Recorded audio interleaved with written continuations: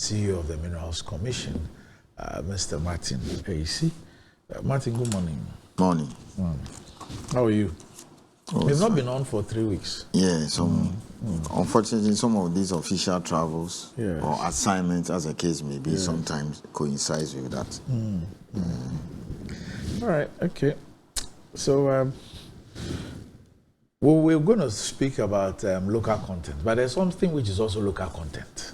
And, prior to our last break, we had been speaking about the skills that are required, and you've been giving us examples of people who started elsewhere. We even critiqued our educational system and how it helps or does not help in terms of the appropriate skill acquisition for some of those roles.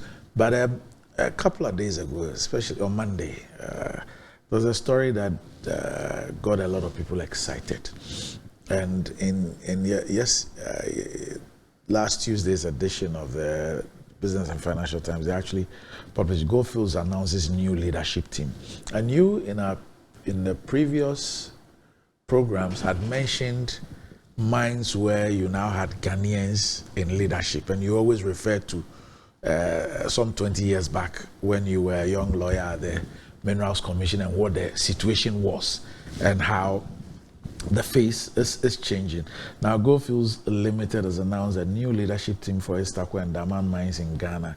Elliot Chum has been appointed Vice President and Interim Managing Director for Goldfields Ghana, while Catherine Kuto is now the Takwa Mine Manager, making her the first woman to be appointed to a senior mining leadership position in Ghana. The appointments took effect on 1st May 2024. Samson Arthur remains Operations Manager for Daman. Both he and Ms. Kuto report to Mr. Chum. And the Goldfields CEO, Mike Fraser, welcomed the new leadership team. He says the 3 executives have risen through the ranks at our mines, understand the business well. I'm confident that Elliot, Catherine, and Samson are the right leaders as we implement our new operating model with strong focus on safe and sustainable production at our mines. And commenting on Ms. Kuto's appointment, he said gender diversity is a critical business imperative for Goldfields, particularly in Ghana, where the mining sector is still largely male-dominated. We're therefore delighted that an accomplished mining professional like Catherine is now leading Takwa, the largest mine in our portfolio. And so if you look at her profile, she's described as a trailblazer already. And they say she has several firsts and now makes history as the first woman to be appointed as a mine manager for a major mine in Ghana. She's a metallurgist with over 20 years of experience in the gold mining industry. She was the first female metallurgical manager for the Takwa mine with oversight of the Daman mine. She's on several occasions acted as general manager of both operations. She was appointed metallurgical manager for Daman, which she joined in 2013 as a metallurgical superintendent. She worked at Golden Star Resources for almost a decade in various roles. And we're told that with a passion to support the development of mineral processing engineers in Ghana, especially women, she instituted 2 annual academic awards for the best student and the best female student in mineral engineering at Takwa's University of Mines and Technology. She's received several industry awards, including Female Mining Professional of the Year 2019. She's a PhD candidate in mineral engineering at UMatt. She holds an MSc in mineral engineering from the same university. She holds a diploma in mineral engineering from the Kwame Nkrumah University of Science and Technology, and she's a member of the Ghana Institution of Engineers, West Africa. See you. Yeah, that's her. Yes. First, kudos to our women. I think, until recently, we're not even allowing women to go underground. Really? Oh, yeah. They were not allowing them, And a few things to say. So I'm so happy for her. You know her? Yes, of course. And I called her. Wish her well. I've just sent her good morning right now. And we'll support her any time of the day to excel. 2 quick 3 things. 1, she's a woman. 2, so kudos to the women from Upper West. Okay, that's where she's yeah, from. she comes from the Upper West region. So that is lovely for those who come from that part of the region. Randy, that particular role, if you look at our law now, is supposed to be reserved for Ghanaians. Okay. You can have a mine manager or a general manager being a foreigner. We've stopped that. I think we discussed it some time ago. Why am I so happy for her? Maybe until 2 years ago, before that, this is one of the largest gold mines in the world. And until 2 years ago, this is the largest gold mine in Ghana. Newmont Achim just overtook it. Last year, they did over 500,000 ounces. If I even use $2,000 an ounce, I'm talking about $1 billion. So that's the kind of mine she's going to manage. Over 4,000 plus workers. The problem we have, and I called and I told her, you see, all over the world, it's not just peculiar to Ghana, maybe, or Africa. Perhaps it's better in the advanced countries than here. But women face a lot of prejudice. For example, a woman managing director of a bank, okay, or a very big multinational or conglomerate. The way we look at them is not the same way we treat their male counterparts. So what I told her was that, I mean, this is a very big job, very big role. In fact, let me put it this way, she's the army commander of the mine. The entire mining operations rests on her shoulders. Everything, I mean, forget about the MD or whatever. You know, at the mine, it's she who matters. So when the inspectors go there, when the chief inspector of mines go there, she's the one they deal with. Any trouble, any fine, any problem, it's on her shoulders, it's on her head. So I told her, look, you're going to have a lot of pushbacks. I mean, people try to say you're a woman. I mean, there were men who competed with her.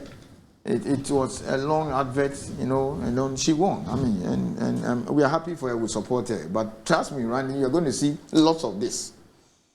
Oh, yes. You're going to see a lot of women running the mines. Very soon you see them as CEOs, you see them as mine manager, etc. Is it as a result of a planned activity or you're just prophesying? One, the opportunities, and then, I mean, things are changing now. Don't you have women, let me speak this way, don't you have women fitters?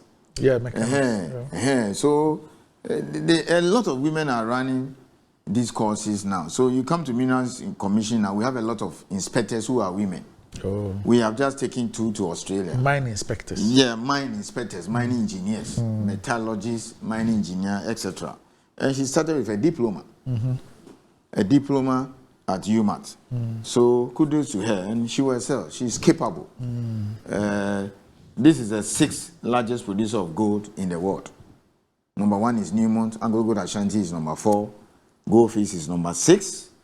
And then this is the 2nd biggest gold mine in the world. One of the biggest. It's a monster mine, if you know Takwa very well. So it's huge. It's a big job. It comes with a lot of responsibilities. And of course, it's a well-paid job. I was there when they commissioned the catalytic plant. Yes. It's a well-paid job, and she deserves it. And she's an inspiration to women.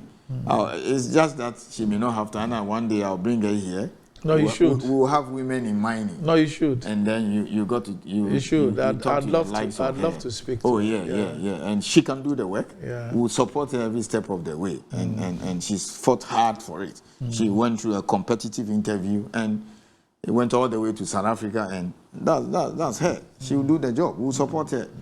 And now we are looking at the biggest gold complex in Africa, and perhaps one of the biggest in the world. If the JV of Takwa and Iduaprim, they are just neighbors. If it goes through, it will be the biggest gold complex in the world. There are talks ongoing. Oh, I mean, it was announced last year. So we're going through the necessary documentation, doing the reviews to ensure that we. Are they 2 different companies? Yes, there are 2 different companies. So this is Goldfields. Yes. And then the other one is Iduaprim. Okay. But both are in Takwa, and it's just, I mean, the whole body runs through like that. Are they both foreign companies? Yes, yeah. Anglo Gold Ashanti owns Iduaprim. Okay. Anglo Gold Ashanti owns Obuasi Mine and owns Iduaprim. Okay. And then Goldfish owns Daman and Takwa. Okay. But Iduaprim and Takwa are just neighbors. Okay. You can just walk across. So they are seeking to put the two together and create the biggest gold mine in Africa and one of the biggest in the world. So you are going to talk about 1 million ounces. Today's term, that's over $2 billion. I pray it happens. If it happens, perhaps she's the one who ran that kind of activity. It's such a huge responsibility, and she will deliver.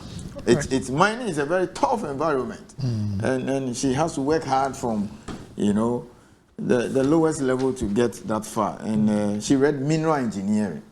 Normally, mineral engineers train as metallurgists. They work at the processing plants. So if you want to train as a metallurgist, you can study mineral engineering or metallurgical. There's also metallurgical either at KNUST or UMAT. And of course, even those who read chemical engineering too. So that is it, and kudos to her. All right, so congratulations to you, Catherine Kupol, on your appointment, and I'm looking forward to speaking with you here on the show about mining. I'll arrange that. In Ghana, yes. But let's spend some time to try and finish up a bit on local content. I've realized that local content is not something that we can ever finish. We can deal with it up to a point. We'll move on to something else. There will be the need to come back and come and speak about it. But today, I want us to spend some time on ownership. Ownership of mining projects and the financing of same in Ghana. How do we engender? How do we encourage? How do we stimulate? How do we even legislate, if possible, local content, local participation? Some say the domestic command of the heights. Some use the word or the term indigenization. Yes. Randy, good morning again, and good morning to our viewers and listeners. That has been the bane and milling in Africa, that we don't own the mines.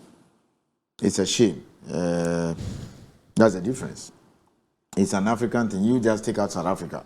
Apart from South Africa, you hardly see anything like that. So the policies that we are implementing now, the new policies of the government, is basically to promote indigenization. But Randy, it is not a joke.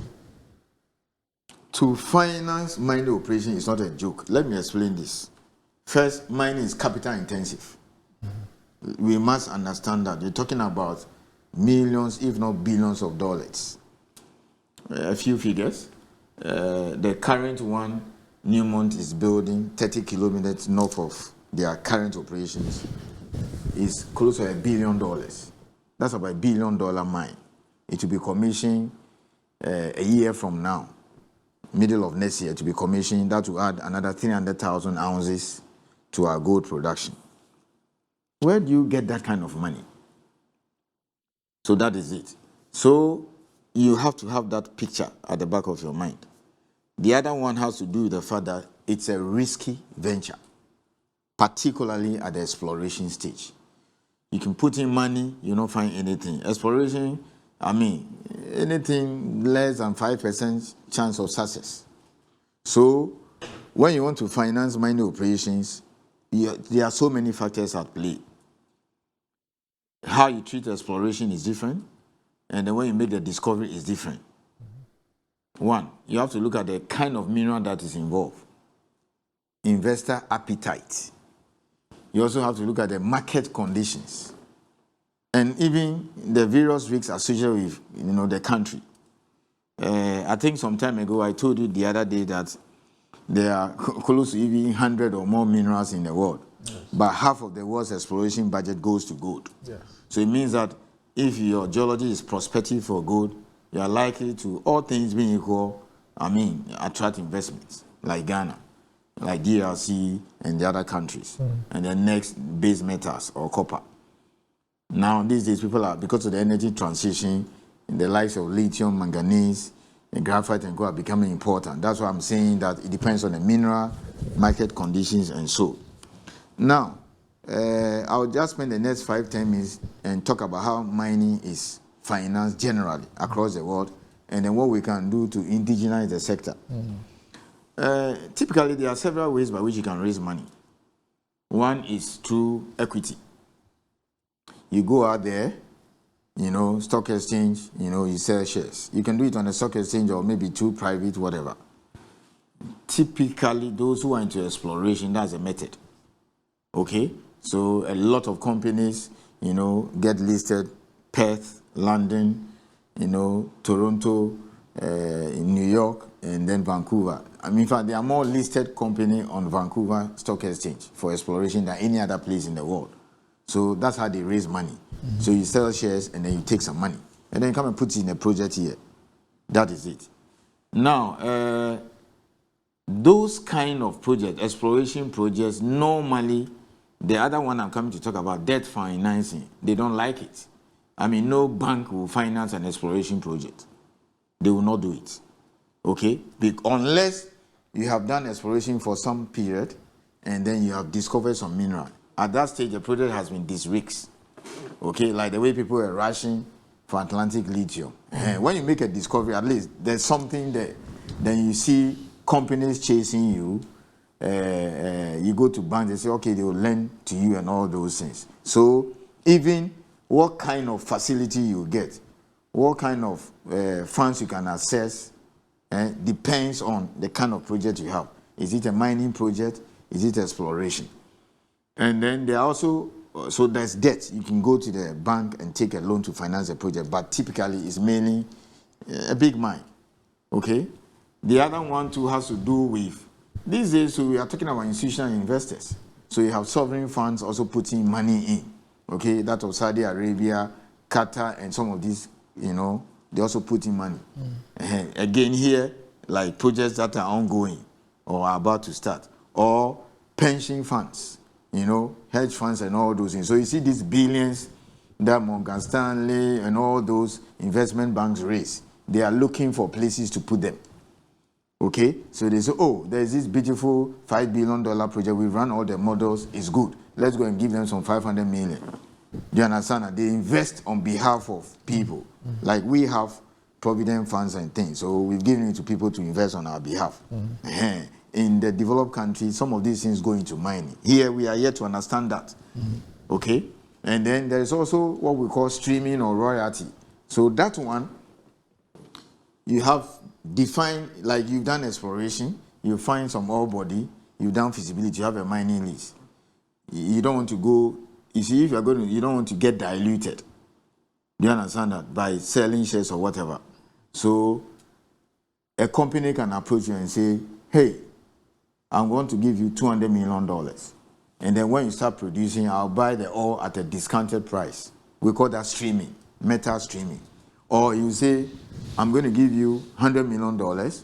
When you produce, give me gold. Okay?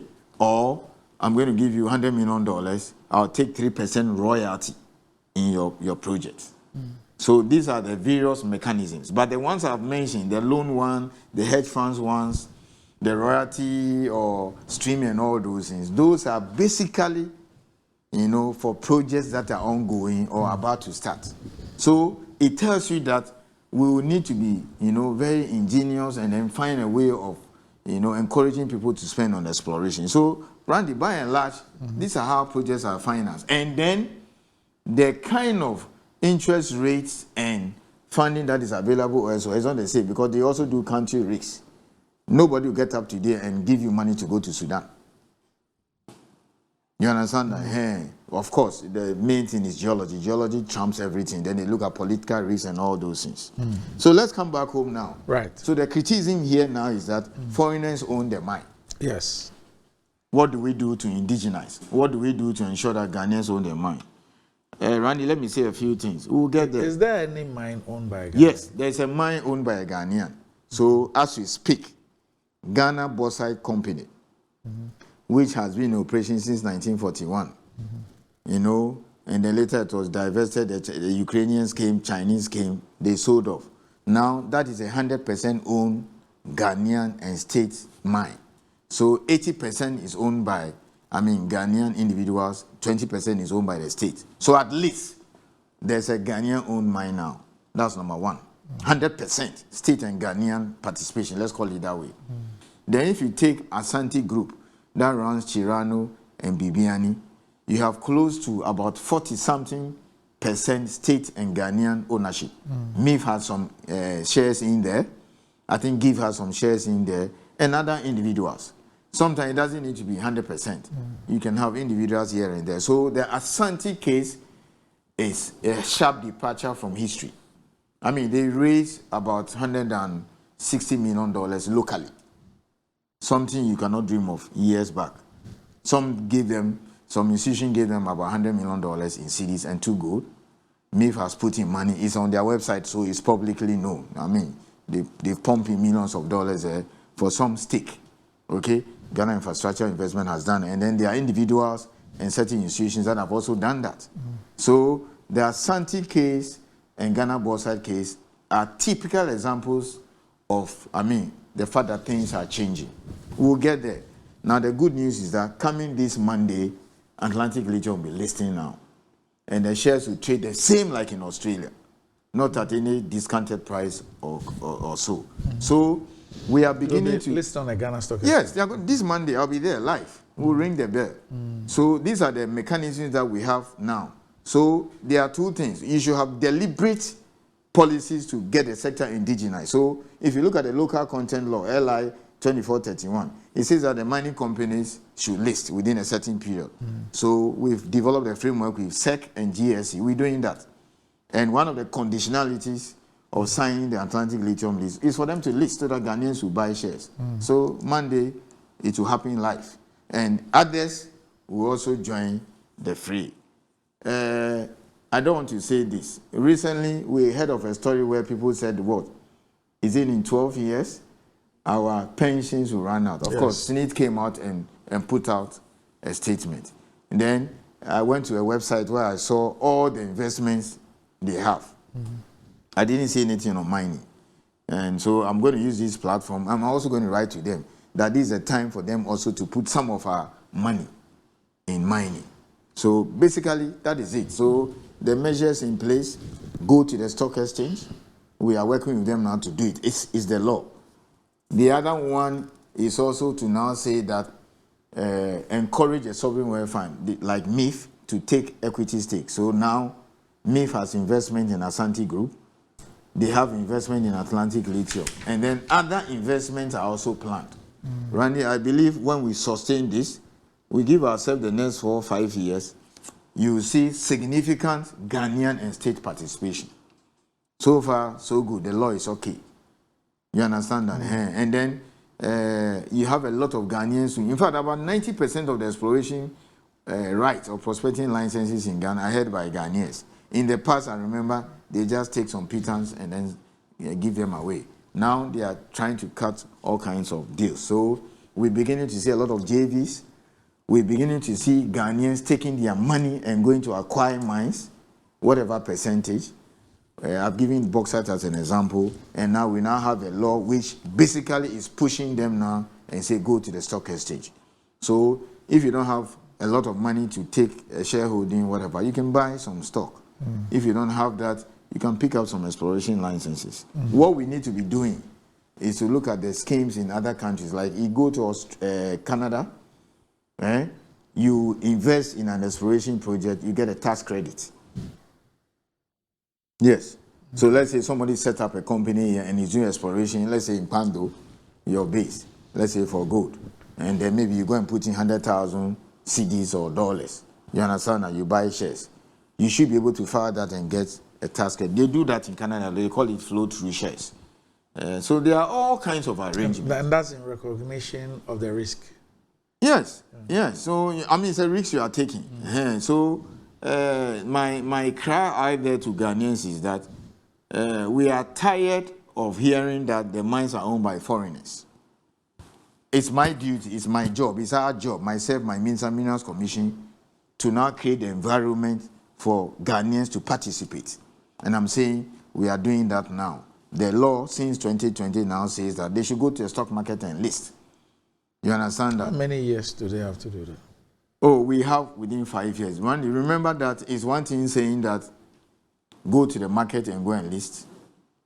And it's one thing saying you are ready. Because you see, when you go, Security and Exchange Commission will have to work with Ghana Stock Exchange to look at your books and say that, no, you are too risky. When we look at your debt profile, no. And then they will give you some period to go and clean some things up and come back. You understand? Because I can basically write to all mining companies and say today that, look, effective today, go and list. But they can go and the security agency will look at their profile and say, no, you don't meet our criteria. But I'm sure that's why you give them 5 years. Yeah, within that 5-year period, you know. Yes. So as we speak now, in the 4th year, how many of them have been able to... The lithium guys will list on Monday. I know of Anglo Ashanti. Then Golden Star used to, be listed. They pulled out, the Chinese bought it. Now we are working with them to get back to it. It's taking a little bit of time because the Security and Exchange Commission, they have very tight rules. They have to make sure that they tick all the boxes. I mean, it's people's money. How many companies are you looking at? Within the next 4 or 5 years, or now? No, I'm saying that at the time you put in the legislation, how many companies? Practically everybody. So the large scale? Yes, the large scale. Because, of course, look, the small scale is Ghanaian. I mean, you're a Ghanaian, you keep your money here. So the law says we should define a threshold.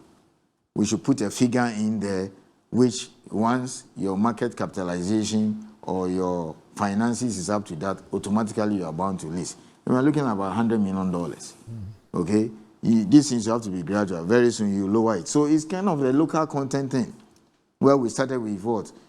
10, 18, 29, 41, now 50. Because some of them, their books are not up to the point where SEC will give them all the approvals. But what are the safeguards to ensure that when they are listed, it's not the same foreigners who buy the shares? Yeah, so in fact, the president answers that question when we're discussing the lithium. That if you go and list Atlantic Lithium and then the same foreigners will just go and buy, and then if there's a problem, they will pull back, like the way we are seeing in Burkina Faso and all those countries, then you could as well not do it. So if you look at Atlantic Lithium like this, there's a certain percentage that is reserved for institutional investors. So it's now time for SNIT and all those banks and co who are sitting on people's money, and then the pension funds to now go there and talk to them. After Monday, a whole lot will be rolled out. That is it. All right, okay. So we'll see. It sounds easy. When you're talking about it, it sounds like it sounds easy. It may sound easy, but Randy, for how long can we go as a nation? I mean, this way. Let me ask you this: is it not shameful and embarrassing that we started mining bauxite in this country 1916? 1916. Okay? And how many years now? How many years? Oh, almost 108 years. Yeah, so at least a century. A century. Perhaps around the year Santua War time or whatever. Okay?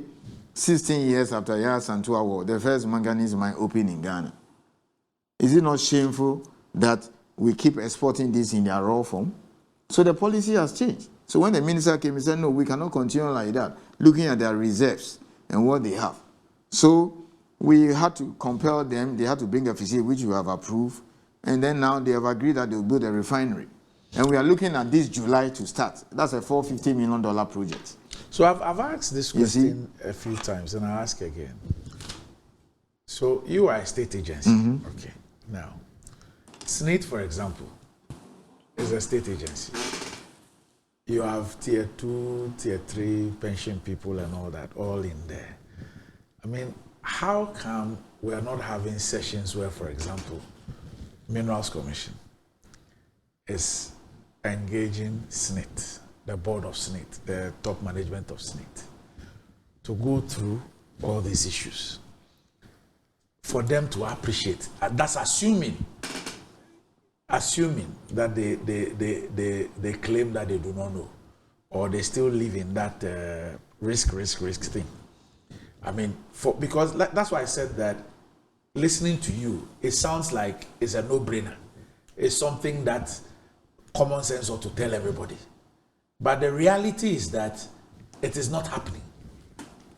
Randy, it is happening. I've just told you Ghana bauxite is now state and Ghanaian owned, 100%. I've told you significant Ghanaian and state interest in the Asante Group that runs Bebiani and Chirano. I've just told you, come this Monday, Atlantic Lithium, one of the conditionalities, one of the conditions in the lease is that they'll be listing. Do you understand that? I've just told you, Manganese will start the construction of a refinery in the next 3-4 months, July. A few of the companies approach us. We explain to them. Now, we intend to write to some of them. But here's a difficulty, and here's where I get angry. Let me put it that way. We invite them. We have a meeting with them. We discuss with them. They listen carefully. The only thing that comes out of their mouth is that they say, oh, it is risky. So then we said, okay, if you don't want to fund exploration, what about the new projects? Ronnie, let me tell you this. Africa is the most risky place to do business in the world. That is what many of the mining companies tell us. You understand that? It's easier for an American to take his money to Australia. You understand that? To Peru, Chile, and those places than to come to Ghana and co. So here you are, you have a company like, and you know in the West, people don't even know where some African countries are located. Yes. You mentioned, I once had an encounter with some guys in Canada, and I said, I am from Ghana. He said Guyana, you know, Guyana, South America. When you mention Ghana, they think Guyana. Some people got to know Ghana because of football. Trust me, because of football. Other countries have also become popular because of war. Sudan. Sudan and other things. Like my son, he just got to know Gaza Strip because of the Israeli issue. You understand that? In Burkina Faso, when there is war, we get popular. But for us, it's football that sells us. That is it. So the companies tell you it's very risky. Then I said, look, America, Newmont, is the biggest producer of gold in the world. The market capitalization of Newmont is more than half of our GDP. Ghana's GDP? Yes. I mean, what's our GDP? Maybe 80, something, $90 billion. At least, I don't think we have. Do you understand that? Newmont's market capitalization is more than, you know, it's about 40 billion thereabout. At least it's more than half of our GDP. And they bring their billions here and build 2 mines. They are building a 3rd mine. They rate you more risky than what you think. And then you sit here and you say it's more risky. So, look, Randy, let me be honest. I'm not on a condemnation spree, but here's my worry. If maybe SNIT or some other institutions have $5 million, and I tell them that go and buy Atlantic Lithium shares this Monday, and mine that will be producing, most likely, are you listening? Yeah. Most likely, 7 out of 10 will tell me that I would rather go to Lands Commission, get a land in Cantonment or Laboni, and do real estate. At least every month, whether it's a studio or 2-bedroom, we'll get 4,000 or 5,000 people to be paying. Oh, the embassies like Cantonments and Laboni, we'll rent it to them, we are guaranteed money. Randy, almost all the efforts we are making, that's what we hear. You understand that? But we have to keep sojourning and keep pushing. That's the message. They'll tell you that. I mean, people tell me that. I have individuals who come and tell me, oh, Charlie, me $2 million, I'll go and buy some 2-bedroom penthouse or something in Cantonment and rent it out. By 5 years, Matimika. This your mining thing is risky. And Randy, it's just that people don't like to talk about their wealth. Or the way we have this Forbes list, and then other countries where they publish people who are rich and cool. Other than that, the Ghanaians who are into mining, I know because I've been in this space at least 20 years now. Ghanaians who have invested in mining over the years are some of the richest people in town. Those who have the patience, take the risks, and do it. They are some of the richest people. They understand it. People are very rich in this country because of investment in mining. Ghanaians are beginning to put money in exploration. They have the patience and go to the full throttle. I'm seeing that, and I never used to see that. In the past, they would just come and apply for prospecting license, take some $10,000, $20,000, and then the foreigners bring in the money, do the work and earning and keep diluting them. Those things are changing now. I'm telling you 20, 15 years ago, because I used to see it, we work on the agreements. Now they'll tell you, do a JV for us. They'll tell you, no, I'm going to keep royalty interest. No, I'm going to keep this. And you know, I'm beginning to see those things now. You see, why? Who will now, MIF, it's our money. The minimum income investment fund is our money, it's royalty. MIF holds all the 10%, you know, equity interest, or any equity the Republic has in any mining venture. They are supposed to also assess the dividends, okay, and royalties. That's how they make money. I mean, over $200 million a year. Do you understand? And they have taken, and kudos to them, they've taken about $40 million or so of that and put it in Asante Group. They're also going to invest about 30. These are public, you know, it's public knowledge. You can check. They have reports. They've also put the same amount of money in lithium. And there are other projects they are going to finance. So already I'm talking about what? Roughly $70, $80 million of sovereign wealth that has gone into Mensing or Asante, that has gone into Atlantic Lithium. What about SNIT? What is SNIT doing? Can they take $5 million? You have to diversify your portfolio. Can they take $5 million, walk to Abnamwa Monday and say we are buying 5 million of lithium shares? Okay, 2-3 years is doing well. You cash in, sell, move on. So why are we doing this to ourselves? But they keep telling me this real estate nonsense. Pardon my language. That's what they keep telling me. It is risky, you know, it is people's money.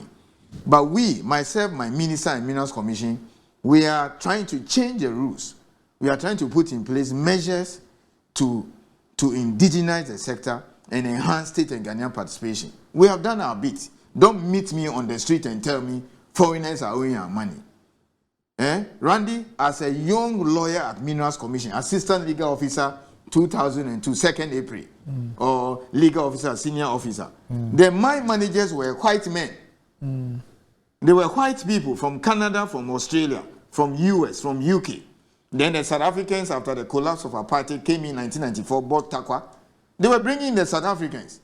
2020, we passed a law and said that non-technical rules, you can't, if you're not a Ghanaian, you cannot hold it. And then general manager, even though the CEO can be a white person, most of the CEOs are Ghanaians now. Obuasi, they have just advertised for a managing director.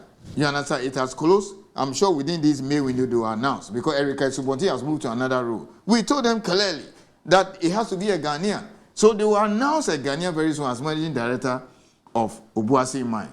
You go to Idua Prim, the one that is seeking to do a JV with Takwa, 738 workers, from the MD to the last person, whoever the last person is Ghanaian. The entire Idua Prim mine operation is run by a Ghanaian. They went even brought a Ghanaian from Australia. So Ghanaians are running the mine. Where we need to work hard and push is the ownership. We're doing that. We are saying Ghana Boxer. We are saying Asante Gold. So they should stop saying that if I'm going to do real estate in Cantonment, maybe until recently we were not doing, Minerals Commission was not going out there and talking about opportunities in the sector, where, you know, a kind of, enclave economy and etc. And so this our program, the one on GTV, Asempa, is, you know, people are now saying, oh, actually this is what happens in mine, because what we know is Galamsey. And then, oh, the big people, the big mines are in some bush somewhere, they dig the stuff, they even take it raw. Until we started discussing opportunities, local content, before people realized that, hey, hold it there, $435 million was spent on fuel in 2022.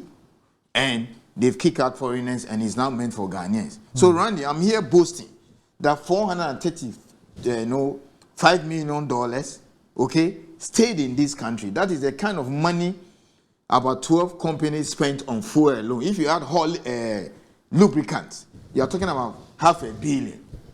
You understand that? The law has changed now. We have changed the law to say that you can only sell fuel to the mining company if you're a Ghanaian.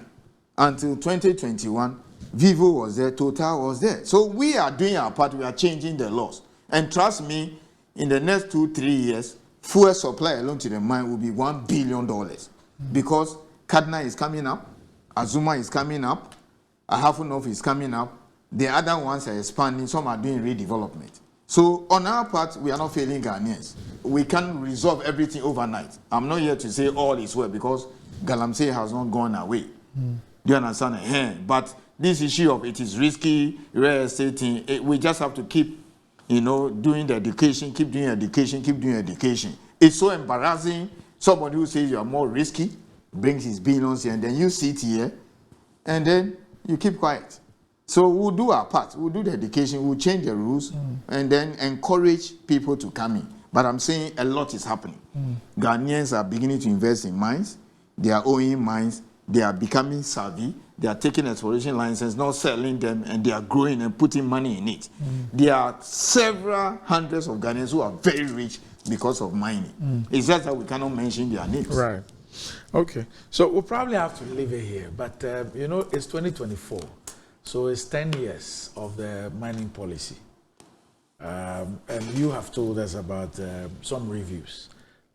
So maybe from next Thursday, we can start speaking about the policy, how it's served us so far, what has happened over the 10-year period, what must change, what must improve, what must be maintained, how does the review take care of all the emerging and futuristic insights or foresights as far as the industry is concerned. Okay. So that is it. We'll start that and spend perhaps the whole of May and June on the policy. Right. So this weekend I've begun the what do you call it, the stakeholder consultation. So I've gathered all the civil society group in Petuasi. Okay. This weekend? I mean, we are starting tomorrow all the way to the weekend to take them to the draft. The next group will be the industry, we'll do the chiefs, and then we'll do the general public through this medium.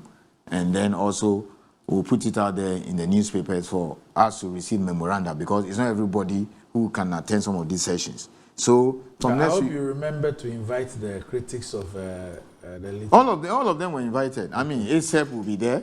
NRG, all of them. We sent out, and we gave the document to them like a month ago for them to read.